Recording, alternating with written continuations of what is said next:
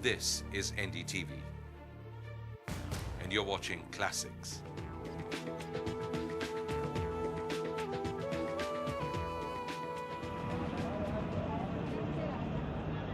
ये कंपटीशन की मार्केट है, इसमें लोगों का इतना बुरा हाल है कि जिसका हिसाब नहीं है। Demand and supply sir, marketing का सीधा हिसाब किताब है। आज डिमांड ज़्यादा हो जाएगी, मौसम क्या समझे, बायर ज़्यादा है, ऑटोमेटिक रेट बढ़ जाएगा। 4 कोच लगाया, ग्राहक नहीं है, धूप बहुत पड़ रही है, 2 दिन के लिए क्लाइमेट हो गया, भारत बंद हो गया। ये लेडी फिंगर हो रही है भिंडी भाई साहब। यही सौदा जो है 8 रुपये किलो इस टाइम है, यही सौदा 15 रुपये किलो भी हो जाएगा, 1 घंटे बाद 20 रुपये किलो भी हो जाएगा, 5 रुपये किलो भी हो जाएगा। मंडी का कोई भाव नहीं है हरी सब्जी का। 20 रुपये किलो, 20 रुपये किलो। इन मार्केट्स में ज़्यादातर जो काम हो रहा है वो बेईमानी का ही हो रहा है। ये टिंडा भी हैप्पी है भाई। यहाँ तो लोग खून बेचते हैं, माल नहीं बेचते। नमस्कार, मैं रवीश कुमार। ये सवाल ज़रूरी है कि क्या हम अक्सर शहर के उसी हिस्से को जानते रहना चाहते हैं जिससे वो शहर लगता है? क्या अपने शहर के उस हिस्से को जानना ज़रूरी नहीं है जिससे शहर चलता है? हम मौजूद हैं दिल्ली की आज़ादपुर सब्ज़ी मंडी में। मंडियों की अपनी एक मानसिकता होती है, वो खुद को, अपने आप को कायनात या ब्रह्मांड के केंद्र में पाते हैं। इसीलिए उन्हें यहाँ से कभी एशिया दिखता है तो कभी दुनिया दिखती है। ये वो जगह है जहाँ होने वाली हर हरकत आपकी मेज़ पर असर करती है और जेब में हलचल पैदा करती है। ये देखना लाजमी हो जाता है कि मंडी चलती कैसी है, इसे चलाता कौन है।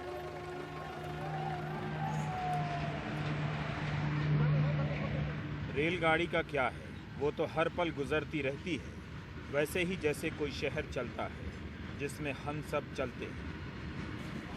इस प्लेटफॉर्म पर आंध्र प्रदेश के विजयवाड़ा से इस सीज़न की आम की पहली खेप उतारी जा रही है। आम को ज़रा भी आराम नहीं, उतरते ही हाँक लगने लगती है, आढ़ती की बोलियां चढ़ने लगती हैं। अच्छा 300 गई, 10 हो गई बीजी, 50 हो गई, 60 हो गई।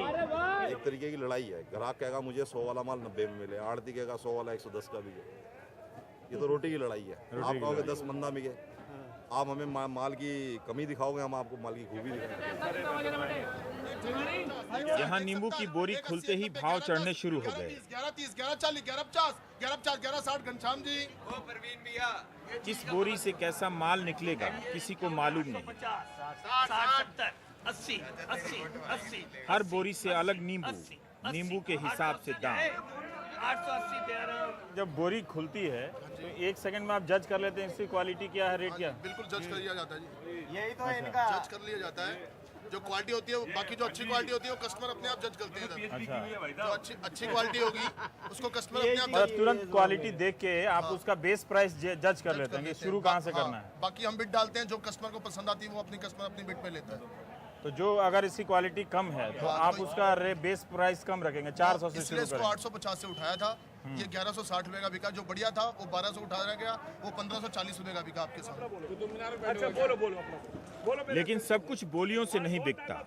कई लोगों के हाथ के ऊपर तौलिया या रुमाल रखा देखा तो ऑफ रिकॉर्ड पूछना चालू कर दिया। बोली की जगह तौलिए के नीचे गुप्त सौदा करना कानूनी नहीं है, फिर भी आड़ती खुलेआम ऐसा करते हैं। इसके लिए सांकेतिक भाषा है। उंगली दबाकर सैकड़ा, ढाके, धड़ी और पाव जैसे शब्दों से गुप्त रूप से भाव तय हो जाते हैं। बाकी खरीदारों को पता नहीं चलता माल कितने में बिका। सैकड़ा, धड़ी हाँ। और रुपया, ये 3 चीज़ें होती हैं इसमें। अच्छा। तो अगर मान लीजिए हमने 300 रुपये बोलना है और ये 3 दबा दिए हमने, हाँ। तो 1 सैकड़ा, 2 सैकड़ा, 3 सैकड़ा, यानी कि 300 रुपया हो गया। अच्छा। ये पहले चलता था, अब बैन है ये। मैं ये कहता हूँ कि उसे अगर आप बढ़िया मान लो, पर अगर किसान नहीं मानता जिसका मैं सामान बेच रहा हूँ, जिससे मैं कमीशन ले रहा हूँ, अगर वो उसे ठीक नहीं मान रहा तो मुझे कोई अधिकार नहीं है कि मैं कवर हैंड कोई सामान बेचूं। 116 डब्बे और 116 ले खोलो, दाने 60। दबी जुबान में यह भी कहते सुना कि माल आने और बिकने के रिकॉर्ड रखने का सिस्टम तो है, मगर हर स्तर पर डंडी मारने के देसी तरीके भी हैं। कमीशन जमीन से लेकर आसमान तक में बढ़ जाता है। ये आज़ादपुर मंडी का वो हिस्सा है जहाँ होलसेल से आप लोग रिटेल में लेके बेचते हैं, नहीं? मासाखोर कहलाते हैं आप लोग। मासाखोर वो होता है जो आड़ती से माल खरीदकर मोहल्ले के सब्जी वाले को बेचता है। मासाखोरों ने बताया कि कैसे बोरी का दाम वसूल कर ऊपरी कमाई की जाती है। ये कमाई सरकार न किसान किसी के खाते में नहीं जाती। दाम बढ़ते हैं तो पैसा आपकी जेब से जाता है। 500 रुपये का माल वहाँ से उठाया जी, है ना, तो आपसे वो सैकड़ा 1 रुपया लेते हैं, 5 रुपया जी 5 रुपये लेते हैं और 10 रुपये बारदाने के। बारदाने के लेते हैं, जबकि नियम ये है कि बारदाने जो बोरी है उसकी भी कीमत उसी 500 रुपये में होती है। जी, अच्छा, अब वो लेते हैं 530 रुपये। अब वो 30 रुपया कर दिया है, तो ये 30 रुपया सरकार के हिसाब में नहीं जाता है। जी नहीं, तो उसको बस जमा करके रखने की कोई जगह नहीं होती जमा इसलिए? करने की जगह नहीं है ना, ये रुक नहीं सकता, ये तो लाजमी देना ही पड़ेगा, रुक नहीं सकता ये। हरी सब्जी कोई भी नहीं रुकेगी, सब गल जाएगी। गर्मी का मौसम है तो रोज का रेट होता है। जो रेट होता है स्टोर में भी रखेंगे तो स्टोर वाले किराया लग लेंगे, वो खर्चा और ज़्यादा पड़ जाता है। टिन के शेड के नीचे बनी किसानों की मंडी में आ गया। सबके लिए जगह है, आपके लिए भी है, चलिए बढ़ो। घिया और खीरा बेचने वाले किसान लुटे पिटे नजर आए। आज तक हम किसानों को जानकारी नहीं दे पाए कि किस दिन कितना माल लाना है। आज घिया और खीरा ज़्यादा आ गया तो दाम लागत से नीचे, नुकसान किसान को। घिया को कोई पूछ नहीं रहा। को मंडी में कोई खाने वाला नहीं है। 10 रुपए 20 रुपए एक पन्नी बताओ।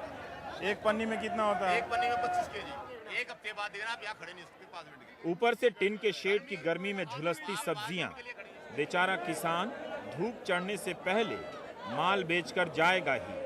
ऐसा लगता है कि जानबूझकर अराजकता का माहौल बनाया गया है ताकि सिस्टम की कमी का फायदा कुछ लोगों को होता रहे। टैक्स देते हैं, टैक्स तो वो तो अपने एसी दफ्तरों में बैठे हैं। देखिए ना, यहाँ पंखा सब अपने लगा रखे हैं लोग। लाइट का व्यवस्था नहीं, पंखा का व्यवस्था नहीं। इस साइड को देखिए कितना नीचे है। अगर गर्मी के टाइम में 1 महीने बाद आप आते तो यहाँ जलने, जैसे कि पानी में बॉयल नहीं हो जाता, उस तरह से लोग गर्मी बर्दाश्त करते हैं। यहाँ तो लोग खून बेचते हैं, माल नहीं बेचते। गर्मी से बचने के देसी तरीके भी हैं। इस ट्रक को झोपड़ी की तरह बना दिया गया। अगर इसमें कमी हो जाएगा तो माल सूख जाएगा। माल सूख जाएगा इससे ना। ये पूरा ताड़ का पत्ता है, नहीं? कोलकाता से आने वाला कुंदरू और परवल सुरक्षित दिल्ली पहुंच गया है। ये ट्रक आपको अलग दिखेगा। ये झोपड़ी नहीं है, बल्कि ताड़ के पत्तों से झोपड़ी की शक्ल दी गई है, क्योंकि ये ट्रक कलकत्ता से दिल्ली परवल लेकर आया है, नहीं? और इसमें जलकुंभी परवल के ऊपर ये वाली चीज़ है, जो जलकुंभी घास फूस डाल दिया गया तालाब से निकाल के, ताकि वो उसकी नमी से सब्जी सूखे नहीं। तो हमारे देश में अभी भी जो एयर कंडीशन जो ट्रॉलियाँ होती हैं वो नहीं है, तो अपना एक देसी तरीका है जिससे हम लोग न जाने कब से सब्जियां खा रहे हैं, है ना? ये एक बड़ा अच्छा तरीका है। पानी बीच बीच में आप लोग डालते रहते हैं? पानी लगता है, 3 पानी रास्ते में लगता है। 3 बार पानी डालते हैं रास्ते में। ये एक गुत्थी है, इसमें जितनी बोली लगती है, कमाई होती है, पैसा इसमें डाला जाता है। गले में नोटों की थैली लटकाए व्यापारी आपको दिख जाएंगे। इसे गुत्थी कहते हैं। ये है गुत्थी। अब एक बोली और लगा दो। दिख तो ये भी जाते हैं, पीठ पर बोझा लादे दिहाड़ी मजदूर।